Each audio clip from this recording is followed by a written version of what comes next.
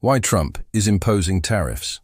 Trump imposed tariffs during his presidency as part of a broader economic strategy aimed at addressing trade imbalances and what he perceived as unfair trading practices by other countries, particularly China. Here's a breakdown of the reasons behind the tariffs. 1.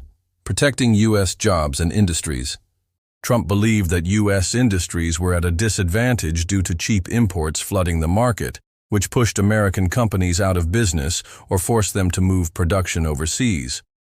By imposing tariffs, he aimed to make foreign goods more expensive, theoretically making U.S.-made goods more attractive to consumers.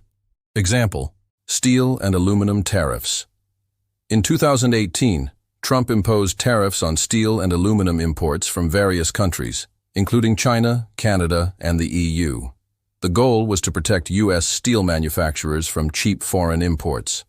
While this boosted domestic steel production in the short term, critics pointed out that it also increased the costs of goods that relied on these materials, like cars and machinery. Criticism. The job gains in steel and aluminum were small compared to the broader losses in industries that used steel and aluminum, like car manufacturing and construction. Some experts argued the tariffs hurt U.S. consumers more than they helped the intended industries. 2. Addressing trade imbalances. Trump frequently pointed out that the U.S. had large trade deficits, particularly with China, which meant that the U.S. was buying much more from other countries than it was selling to them. His goal was to rebalance trade by making imports more expensive through tariffs and encouraging foreign countries to buy more U.S. products. Example: China tariffs. By 2018, the U.S. had placed tariffs on over $250 billion worth of Chinese goods, hoping to reduce the trade deficit with China. In exchange, China imposed tariffs on American goods, including agricultural products like soybeans. Criticism. Critics argued that while tariffs might reduce the trade deficit in the short term, they didn't actually address the root cause of the deficit, such as low U.S. exports in certain sectors or the strength of the U.S. dollar. They also pointed out that tariffs might hurt consumers by raising prices on goods that were previously cheaper. 3. Punishing unfair trade practices. Trump's administration was particularly focused on China, accusing the country of engaging in unfair practices like intellectual property theft, forced technology transfers, and currency manipulation. The tariffs were designed to push China into changing these practices. Example: intellectual property. The U.S. accused China of stealing American intellectual property, such as patents, trademarks, and trade secrets, often through forced partnerships or hacking. Trump's tariffs were seen as a way to punish China for this behavior. Criticism. Critics questioned whether tariffs were the right tool to change China's practices. Many argued that trade wars could escalate into a broader global conflict, and the retaliatory tariffs China imposed on U.S. goods, like soybeans for example, hurt American farmers who were some of the hardest hit by the trade war. 4. Leveraging for trade deals. Another key aspect of the tariffs was using them as leverage to renegotiate trade deals. Trump often argued that the U.S. was at a disadvantage in many of its trade agreements, and that tariffs could be used to force other countries to the negotiating table. Example: USMCA, U.S.-Mexico-Canada Agreement. Trump used tariffs on steel and aluminum to push Canada and Mexico into renegotiating NAFTA. The result was the USMCA, a revised version of NAFTA that included more favorable provisions for U.S. workers and industries. Criticism. While the USMCA made some changes to labor and environmental standards, critics argued that the deal didn't do enough to address some of the root causes of trade imbalances or protect workers in the long term.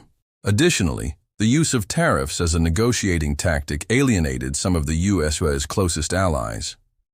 5. National security concerns. Trump invoked national security concerns to justify tariffs on certain goods, which was a departure from traditional economic reasoning. He argued that reliance on foreign suppliers for crucial materials could undermine the U.S.'s ability to defend itself in times of war or geopolitical instability. Example: steel and aluminum tariffs, 2018. Trump cited national security as the reason for imposing tariffs on steel and aluminum imports, claiming that a strong domestic steel industry was vital for the production of military equipment and infrastructure. Criticism. Many questioned whether national security was genuinely at risk, pointing out that the U.S. military did not rely heavily on imports of steel and aluminum. Critics also noted that this reasoning opened the door for more protectionist policies under the guise of national security. 6. America First. Policy. Trump's America First approach was about prioritizing U.S. economic interests above global cooperation. This meant taking a more confrontational stance with international trade partners and focusing on policies that would directly benefit American workers and industries. Example: withdrawal from the TPP. One of Trump's first actions in office was to withdraw the U.S. from the Trans-Pacific Partnership, TPP, a trade agreement involving 11 countries in the Asia-Pacific region. Trump argued that the TPP would have harmed American workers and that bilateral trade deals with individual countries rather than multi-country agreements, would better serve U.S. interests. Criticism. Critics argued that withdrawing from the TPP weakened the US's influence in the Asia-Pacific region and ceded economic leadership to China. They also suggested that Trump's America First approach often undermined long-standing alliances and global institutions, such as the World Trade Organization, WTO. The effect of tariffs: short-term wins. Some industries, like steel and aluminum, saw temporary boosts due to tariffs. The U.S. also got some concessions from other countries, like renegotiated trade deals. Long-term strain. The tariffs led to trade wars, which hurt U.S. farmers, particularly those exporting to China, and raised prices for consumers. Many economists warned that tariffs could hurt the broader economy in the long run, as businesses passed on higher costs to consumers.